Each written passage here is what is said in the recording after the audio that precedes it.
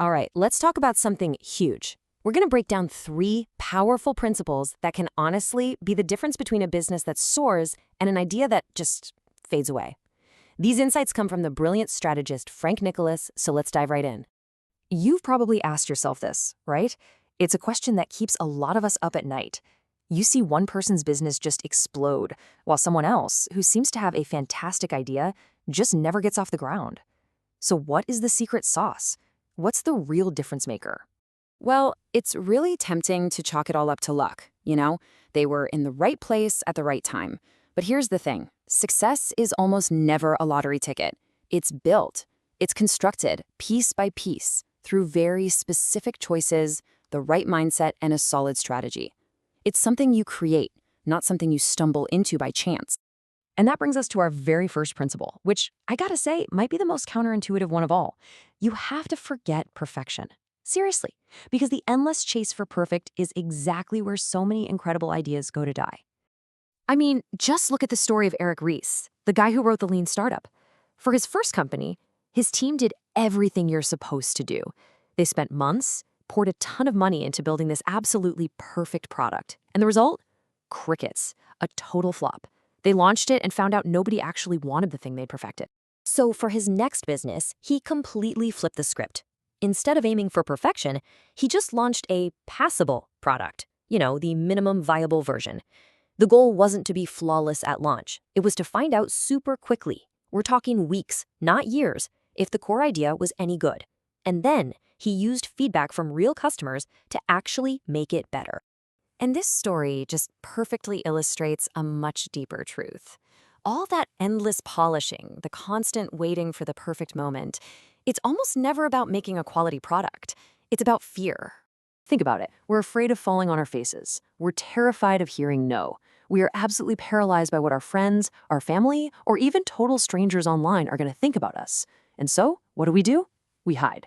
We hide behind the world's best excuse. Oh, it's not ready yet. But you know, as Einstein put it so perfectly, if you show me someone who's never failed, I'll show you someone who's never even tried. Failure isn't some final judgment. It's actually just proof that you're in the game and on the road. So here's the bottom line on this. A setback, a failed launch or a bad deal, yeah, that stings. Of course it does. But it's temporary. You learn from it. You get back up. But the regret of never even trying, of spending your life wondering what if, man, that's eternal. And that feeling is way heavier than any temporary failure. Okay, so if the first step is just to act, the second step is figuring out what to act on. And this is where we need to make a really big shift in our focus. The key is not to start with your brilliant idea, it's to start by hunting for a real, painful problem. There's this great story about Frank Nicholas from when he was just 11 years old. He started a little business clearing out people's attics and then selling their old junk at a flea market. And guess what? It was a massive hit. So he gets this brilliant idea.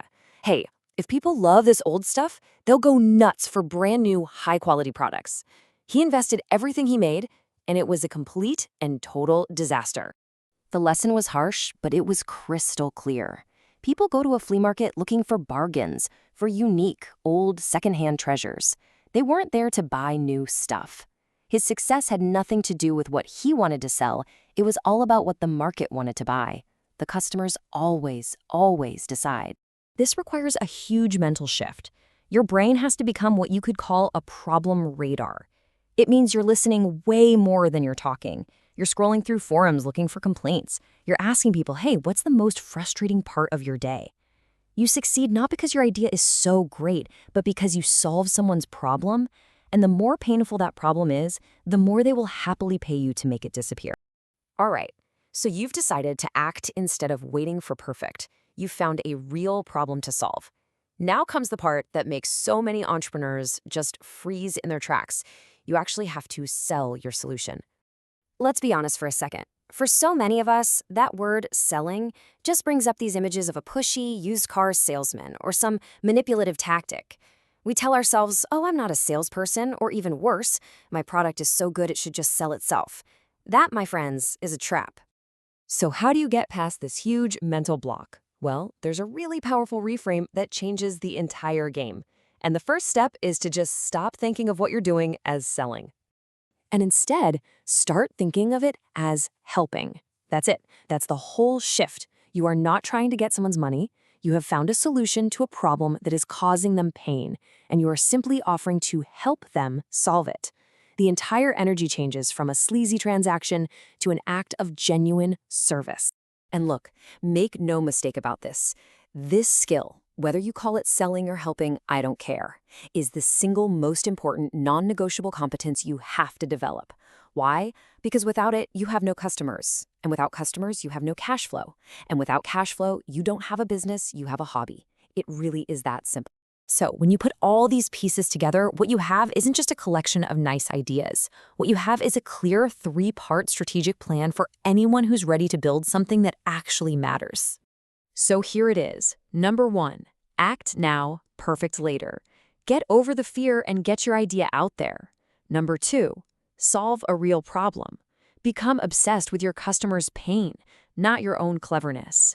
And number 3, learn to help. Master the art of communicating how you can genuinely serve other people. And all of this brings us to the most important question of all. Forget about tomorrow or next week or when things calm down. Based on what we've just talked about, what is one small, strategic action you can take today to move your idea forward? Maybe it's just sketching out that first imperfect version. Maybe it's calling one potential customer to just ask about their problems. Or maybe it's simply rewriting your pitch to change the word sell to help. What is your first step? That's the only question that matters right now.